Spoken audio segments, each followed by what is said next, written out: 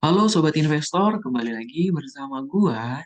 Oke, di video kali ini gue coba bahas yaitu satu saham yang sudah gue siapkan dan laporan keuangan kuartal keduanya juga sudah keluar ya, yaitu saham Harta Dinata Abadi, yaitu kode sahamnya Harta. Saham ini bergerak di perdagangan emas. Dan disclaimer on dulu di awal bahwa video ini bersifat edukasi, informasi, bukan rekomendasi. Jadi semoga teman-teman mendapatkan manfaat, tetapi dalam memutuskan dalam membeli dan menjual, teman-teman silahkan pertimbangkan secara pribadi dan secara matang-matang ya. Oke, kita langsung bahas nih ya, masuk ke Stockbit, klik harta, dan masuk ke Gestate. Ini revenue-nya yaitu dari 3 tahun berturut-turut secara kuartal 2 itu naik ya, secara signifikan ya, lumayan ya. Kemudian laba bersih juga terus menunjukkan peningkatan. Nah, kita lihat ya bahwa saham Harta ini revenue-nya kuartal antar kuartal itu naik 30%, net income-nya juga naik 60%. Lumayan. Saham ini juga mencetak laba yang lumayan tinggi ya. Maka eh, pada perdagangan kemarin ya dua hari terakhir ini memang adanya yang saham Harta ini yang sempat naik melejit gitu beberapa persen. Nah, direspon oleh pasar, kenaikan dari kuartal kedua ini cukup bagus.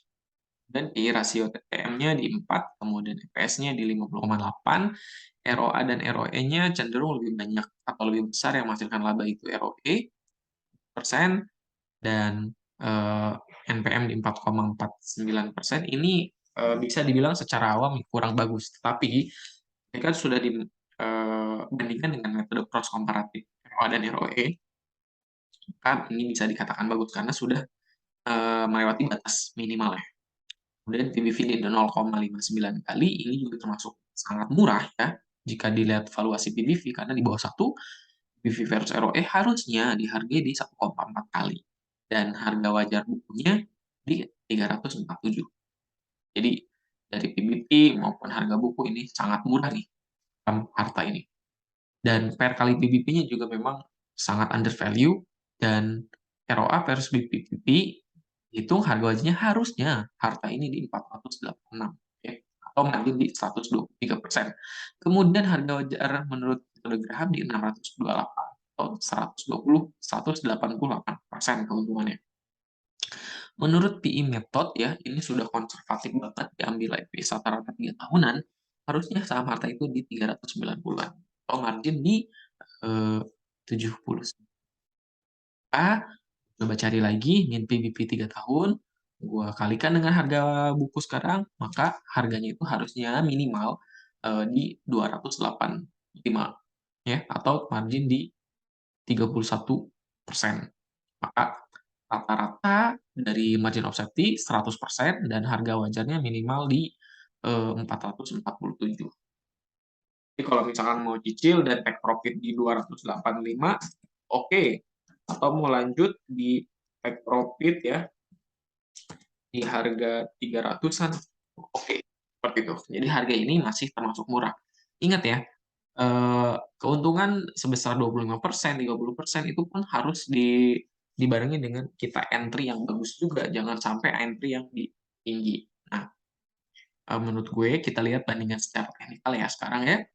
Jadi kemarin gue sudah lihat, namun belum pernah menganalisis saham ini. Ternyata dia di bulan Juni itu mempunyai gap ya, dan turun dari harga 212 ke harga 206, seperti itu. Ini menunda atau menyisakan gap, dan pada perdagangan 2 hari kemarin, ini gap ini langsung ditutup ya. Dari harga 200, bottom-nya naik langsung ke 220%. Nah, seperti itu. Jadi, waduh, ini gue cukup tertinggal ya. Info gap ini harusnya gue sudah antisipasi. Gap terbentuk, laporan kuartal kedua bagus, akhirnya ya direspon oleh pasar naik. Kenaikannya coba kita lihat ya. Jika beli di harga 200 sampai ke sini untung sekitar 10%-an. Luar biasa ya.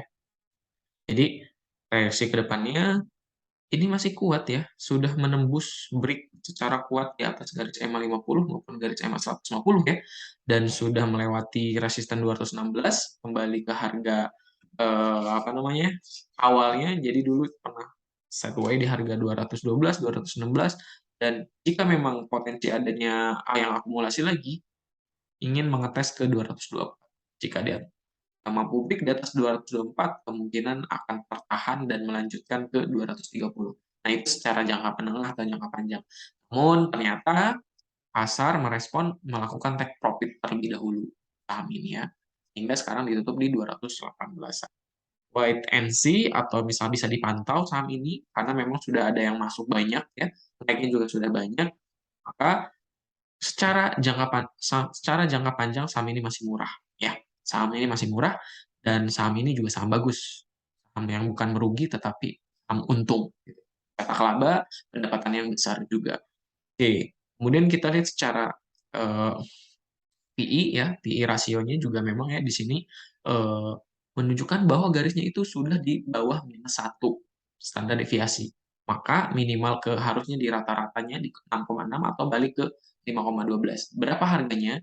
Jika misal minimal balik ke 5,12 bahwa jadi minimal harganya di 258 atau masuk ke rata-ratanya minimal masuk di 336 gitu. Jadi gitu ya harganya 258-an di sini ya ya, atau di 300-an.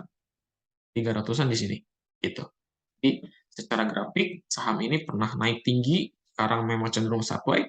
Saham-saham yang sideways ini biasanya bersifat untuk, uptrend gitu dalam jangka, waktu ketika laporan keuangan itu sangat bagus, seperti itu. Oke, menurut gua, stokastik RSI juga masih cenderung untuk balik lagi ke atas, MACD masih kuat ke atas, volume juga cenderung untuk meningkat ya, terhadap pembelian saham ini. Oke teman-teman, itu saja yang bisa gua bahas untuk harta, kesimpulannya under value, dan jika memang teman-teman mau beli saham ini, silahkan pertimbangkan dengan matang. Terima kasih. Bagi yang mau template ini, silahkan like dan komen subscribe. Kirim buktinya ke Telegram gua. Terima kasih.